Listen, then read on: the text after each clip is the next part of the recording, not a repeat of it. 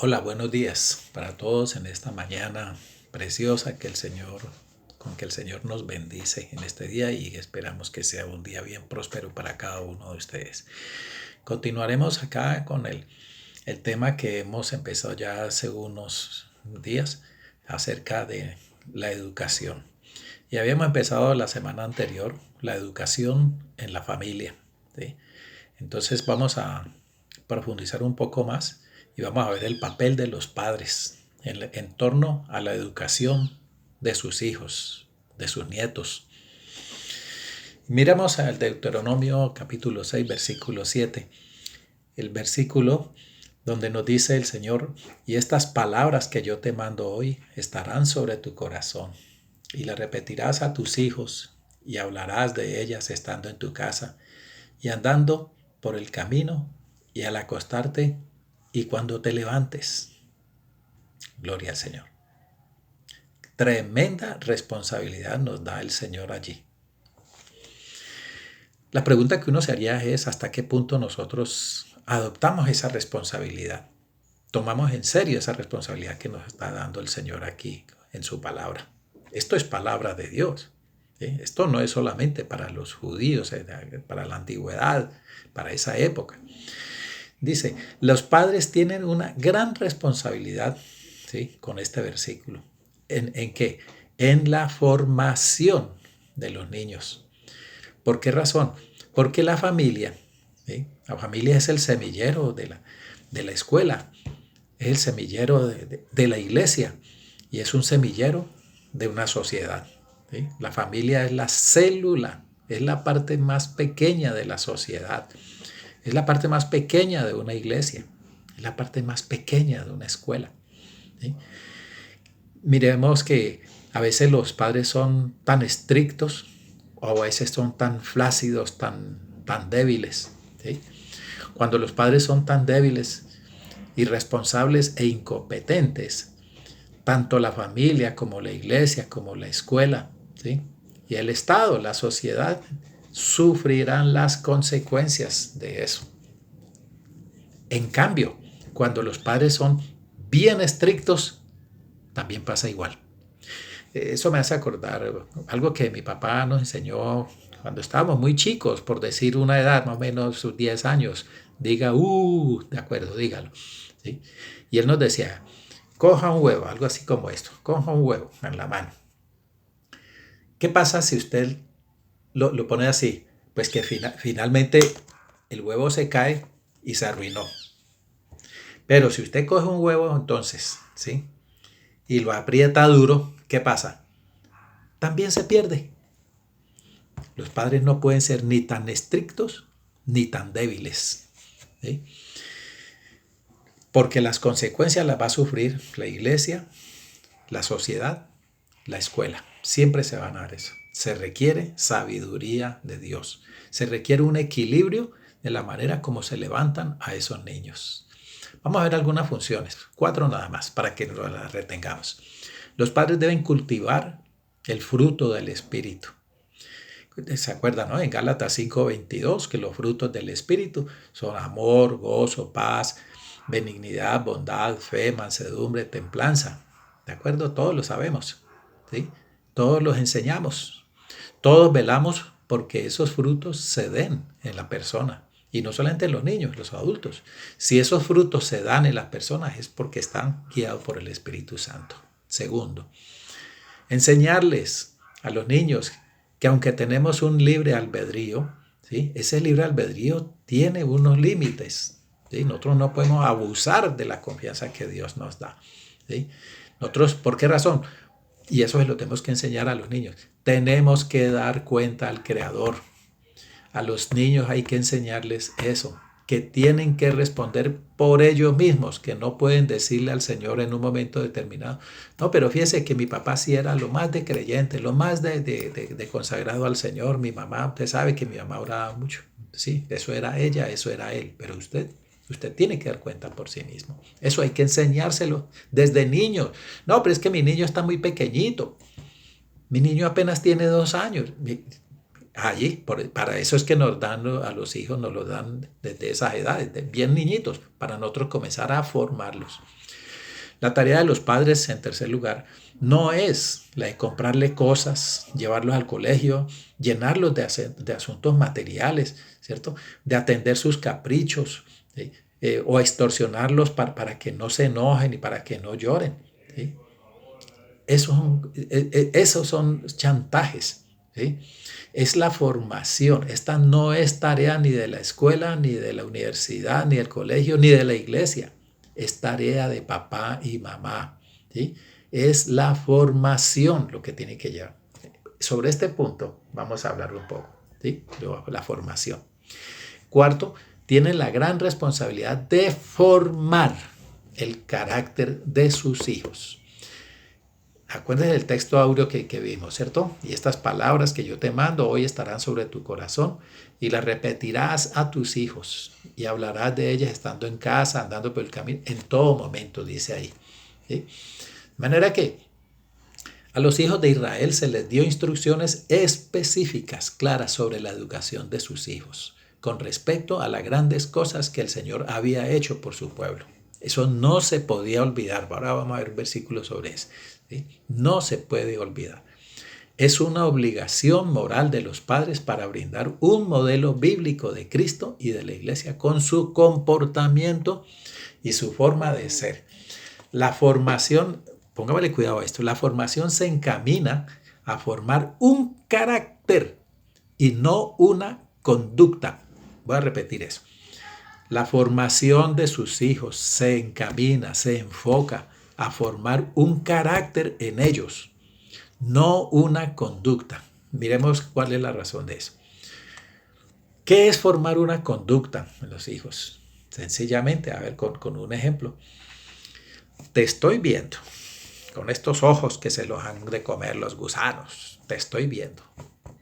Si sigues así como estás portándote, te voy a castigar. Te voy a quitar la bicicleta. Te voy a quitar el celular. ¿Sí? Entonces, ¿qué pasa con el niño? El niño se porta bien, ¿por qué? Pues porque lo están viendo. Está condicionado. Entonces, ¿qué pasa el día que a usted le toca salir? Ya no lo están viendo. ¿Y entonces qué va a decir el niño? Pues como no me están viendo, entonces sí puedo hacer lo que me gusta hacer.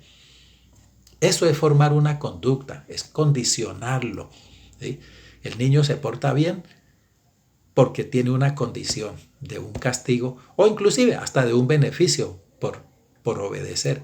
Eso es formar una conducta. Pero a lo que nos manda el Señor es a formar un carácter, no una conducta. Cuando usted forma una conducta en un niño, ¿sí? Se supone que usted tiene que estar detrás de él, mirando qué es lo que está haciendo, o poniéndole un policía allí para ver qué es lo que está haciendo. ¿Sí? Yo recuerdo a mis hijos por ahí así de 13, 14 años, dije, no, yo no puedo ir con ustedes hasta el colegio, no puedo ir con ustedes a la calle, yo no puedo andar detrás de ustedes a ver qué es lo que están haciendo, no, señor. A ellos hay que formarlos desde la casa y ya ellos saben qué es lo que pueden hacer y qué no pueden hacer. Formación de un carácter es escoger los hábitos o principios. Son principios, ¿sí? No, todos hablamos de que es una persona de principios. ¿Y qué son principios? Es formar un carácter en los hijos, es escoger los hábitos o principios que se han de implantar, como por ejemplo el respeto, el amor, la disciplina, la puntualidad, a no tener un concepto más grande que el que tiene que tener. ¿Sí? Eso es formar un ser íntegro. Estos niños crecen, ¿sí? Y de adolescente no van a desviar el camino porque tienen integrados esos principios, ese respeto a Dios lo tienen integrado dentro de su ser, ¿sí? Tienen integrados estos comportamientos porque usted le enseñó a respetar, a temer a Dios, a tener disciplina, a ser puntual, a estimarse acorde con la edad que va teniendo. Un niño no se puede portar como un adulto, tampoco un adulto se puede portar como un niño, ¿sí? Ni sus criterios. Entonces, muchas veces nosotros les enseñamos a los niños algo, ¿sí? Y se lo repetimos y lo hacemos repetir, pero no se integra, no forma, ¿sí? O sea, ¿qué quiere decir? De que estas enseñanzas, ¿sí? consiste en no solamente enseñarle que repitan y que lo aprendan de memoria y todo eso, sino que también su ejemplo hace reforzar el mensaje y el alumno lo integra, o su hijo lo integra a su vida, ¿sí? Lo integra a su vida. Ustedes han visto que de pronto en la historia pues, uno se da cuenta de mucha gente que es malvadas y vaya a ver, son graduados en universidades prestantes, prestigiosas. Hitler era un tipo que tenía cartones como un tugurio, ¿sí? Pero era un hombre pervertido, ¿sí? Entonces, esto tiene que ir acompañado, la enseñanza debe ir acompañada del ejemplo, ¿sí? Deuteronomio 4:9 es un versículo, ¿sí?, que nos dice de una estrategia para enseñar e integrarle esos lineamientos, esos principios. Dice, por tanto, guárdate y guarda tu alma con diligencia para que no te olvides de las cosas que tus ojos han visto, ni se aparten de tu corazón todos los días de tu vida. Antes bien, las enseñarás a tus hijos y a tus nietos, a los hijos de los hijos. Amor y firmeza, eso es. Se exceden en amor, nada de firmeza o al contrario, ¿cierto? No, tiene que ser armónico. La firmeza en exceso hace daño, ¿sí? O sea, en vez de disciplinar, se está castigando, ¿sí? Y todo se arruina. Formar el carácter. Mire, hay buenos abogados, buenos médicos, pero que sin carácter da como resultado gente antisocial, criminal, delincuente, indeseables, ¿sí? Buenos abogados, pero con un carácter gelatinoso, ¿sí? Buenos en su perversidad, ¿sí? Y como para qué sirven ante la sociedad, para causar carga, ¿sí? ¿Qué es lo que estamos formando en nuestros hijos? ¿Un carácter o una disciplina? ¿Un carácter o un criterio? ¿Los está formando? ¿Está formando un carácter o una conducta? Ya sabemos cuál es la diferencia entre las dos. Las conductas van condicionadas a la vigilancia que usted le está haciendo, una supervisión. ¿Qué hizo Moisés? Cuando ya llegaron hasta la tierra prometida, solamente era pasar el río y ya estaban, ¿sí? Les dejó. El capítulo 32 de ese libro de Deuteronomio es precioso, donde se les dice una cantidad de cosas y siempre haciendo alusión a las bendiciones de Dios.